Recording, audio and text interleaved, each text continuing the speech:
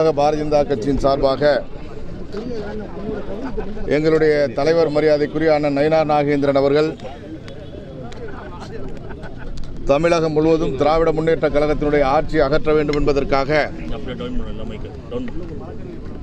பல்வேறு காரணங்களால் தமிழ்நாடு இன்றைக்கு தலை குனிந்திருக்கின்றது. அப்படிப்பட்ட தமிழ்நாட்டை தலை நிமிர்த்த வேண்டும் என்பதற்காக பயணத்தை துவங்கி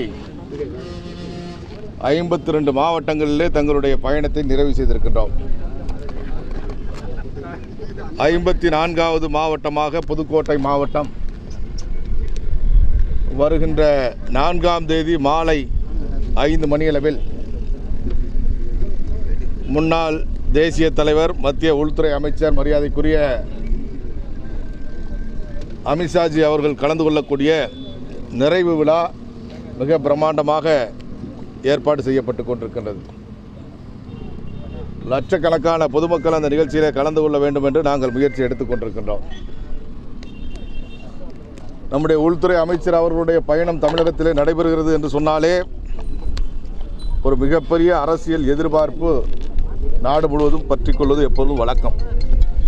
அதே போல் இந்த முறையும் கூட நம்முடைய உள்துறை அமைச்சர் வருகையின் பொழுது திராவிட முன்னேற்ற கழகத்தினுடைய ஆட்சி அகற்றப்படும் என்ற ஒரு உத்தரவாதத்தை தமிழக மக்களுக்கு கொடுக்கக்கூடிய வகையில் இந்த பயணம் அமைய வேண்டும் என்று நாங்கள் விரும்புகின்றோம். அந்த நிறைவு நிகழ்ச்சிக்கு பிறகு மறுநாள் காலை நம்முடைய உள்துறை அமைச்சர் அமித்ஷாஜி அவர்கள் இந்த அரங்கத்தில் இராணுவத்திற்கு சொந்தமான இந்த இடத்துல திருச்சியில் ஏற்கனவே பாரதிய ஜனதா கட்சியினுடைய பல்வேறு நிகழ்ச்சிகள் நடைபெற்ற இந்த இடத்துல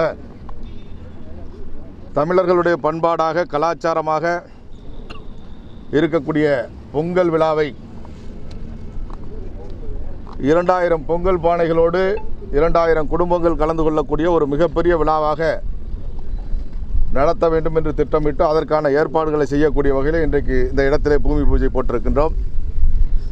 நிச்சயமாக உள்துறை அமைச்சர் அவர்களுடைய பயணம், இந்த 4ஆம் தேதி இருக்கக்கூடிய பயணம், அதற்கு அடுத்து 5ஆம் தேதி இருக்கக்கூடிய பயணம் தமிழ்நாட்டில் திராவிட முன்னேற்ற கழகத்தினுடைய ஆட்சி வீழ்த்தப்படும், தேசிய ஜனநாயக கூட்டணியுடைய ஆட்சி ஏற்படும் என்ற உத்தரவாதத்தை அளிக்கக்கூடிய பயணமாக இருக்கும் என்று நாங்கள் எல்லாம் எதிர்பார்க்கின்றோம். உள்துறை அமைச்சர் உங்களோட ஆலோசனையில் ஈடுபடுறாரா தேர்தல் குறித்து? தனியார் விடுதியில் ஆமாம், நம்ம உயர்மட்ட குழுவை சந்திப்பதற்காக மைய குழுவை சந்திப்பதற்கான ஒரு நிகழ்ச்சியும் இருக்குது நம்முடைய ஹோட்டலில். ஏன்னா நம்முடைய நிறைவு நிகழ்ச்சிக்கு பிறகு இரவு ஒரு 10 மணி கிட்டத்தட்ட இருக்கலாம். அந்த நேரத்தில் அந்த நிறைவு நிகழ்ச்சி முடிச்சுட்டு வந்ததுக்கு பிறகு மையக்குழு